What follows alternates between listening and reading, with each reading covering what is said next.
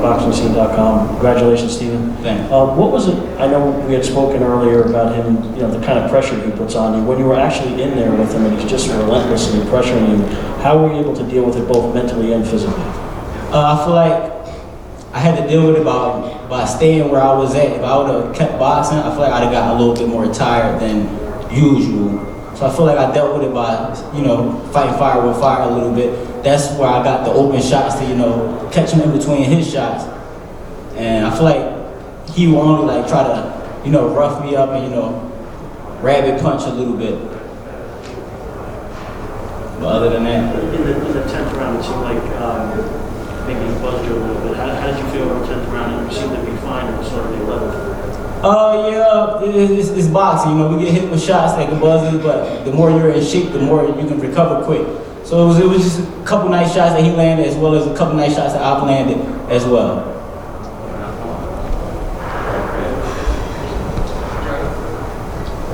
Congratulations, champ Adriana Jimenez of Fino Boxing. Can you put into words what this moment means for you when you were called a winner and now being the unified champ? Just put into words how special this moment is for you. It was special because the fight itself was a classic. It was a rough fight. Action from round 1 to 12. It was a hell of a fight. So when you have fights of that caliber and fights like that, it's just like when you become the winner. It's a hell of a feeling. I mean, it's hard work. I feel like it was hard earned. So it was a great, amazing feeling. Just real quick before I ask you, where's the WBC strap at, champ? He got it. Okay. But again, a great fight, and I definitely did score it for you. But was this fight at all a fight where he was doing more damage, even though you're winning rounds, like Meldrick Taylor and Chavez? Obviously, you hold on for the win, unlike Meldrick that night. But did it have that going on at all, where he's doing more damage, even though you're winning the fight? I can say that, but I can say, like I said in the SHOWTIME interview, all I know is how to win. No matter how many times I can get hurt or anything, I'm gonna find a way to win. I'm always find a way to pull out that victory, and that's what I did tonight.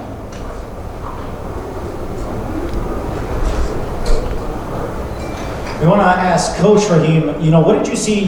I saw the corner a couple of times throughout the round, in between rounds. You told,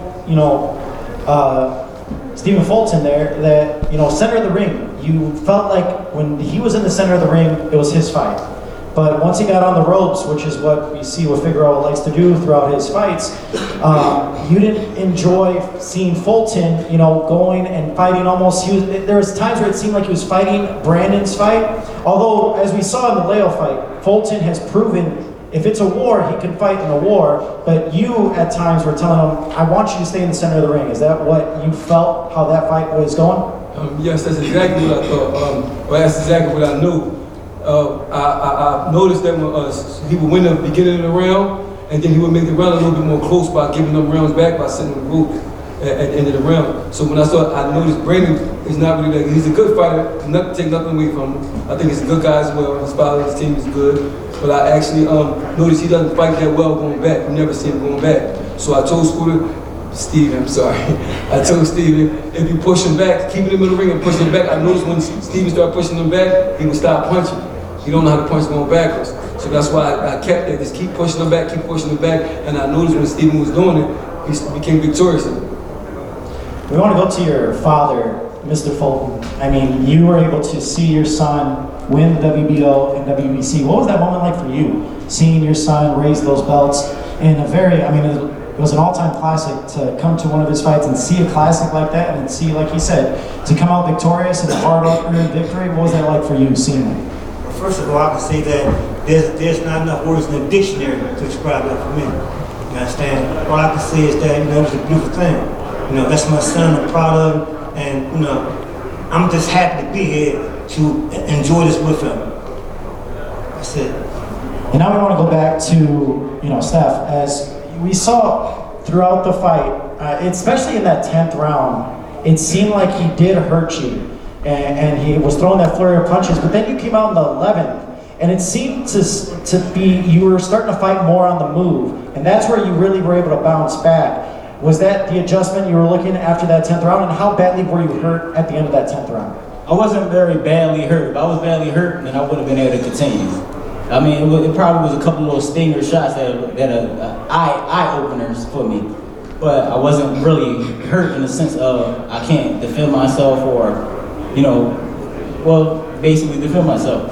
I bounced back that 11th round by, you know, getting on the move. I should have did that earlier, but I still see that they didn't give me that 11th round. I feel like I did 11th and 12th round. I pulled those out clean. Well, in my eyes, I mean, I don't know, I'm not a judge, so I don't, but in my eyes, I felt in the 11th and 12th, things changed when you started to use your legs more. Yeah. You were fighting on the move, you were using your jab, and it didn't seem like Figueroa could keep you in one spot. When he would keep you in one spot, that's when it seemed that he gained the advantage. Is that how you felt in the 11th and 12th? When you started to use your legs, it started to, you know, work in your favor? Yes, it did. But when I did stop and we, you know, was in the inside, I don't feel like he just totally, you know, outworked me. I feel like I was landing a lot of good shots in the inside as well as me catching a lot of shots too.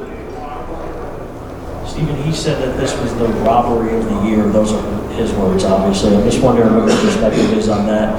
And did he say anything to you in the ring after the fight? I mean, yeah, you know, it's feelings right now, emotions, frustration, everything like that. I mean, my team, me and my team watched the fight back. His team watched the fight back. If he wanted to run it back, we can run it back. Were you surprised by his reaction at the end of the fight? I'm sure, you know, he obviously wanted to win and felt like he won, but were you surprised at how, you know, sort of aggressive he came at you at the end? Because it seemed like you were more open, like, hey, we just had an all-time classic, and you were kind of extending that olive branch, and he, you know, still was upset and angry, and you wanted to run it back immediately. Were you surprised by that reaction at all? I wasn't surprised at all. You know, things happen like that in life. You know, nobody wants to lose, and he reacted exactly how I probably would have reacted, but it wouldn't have got that far.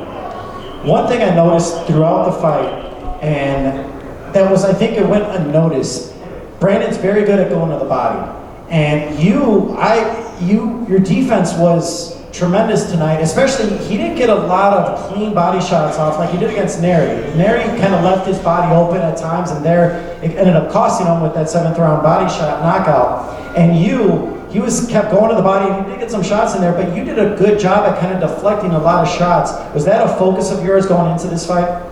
Not really going into the fight, but as far as making the adjustments, yes. That was more so my focus of deflecting some body shots as well as throwing a lot of body shots back. Not wide, but more so in the center, in the, like, solar plexus between the center of his chest and the center of his stomach. Were you surprised by his chin at all? Because you hit him flush with several shots. I mean, he does get hit quite a bit, but there was a couple of shots where it seemed like it would have knocked out anyone else, and he still kept coming forward. I wasn't surprised. You know, he's a tough fighter. He was here for a reason. He's a tough Mexican. He put up a hell of a fight. We put up a hell of a performance, and, you know, I was victorious.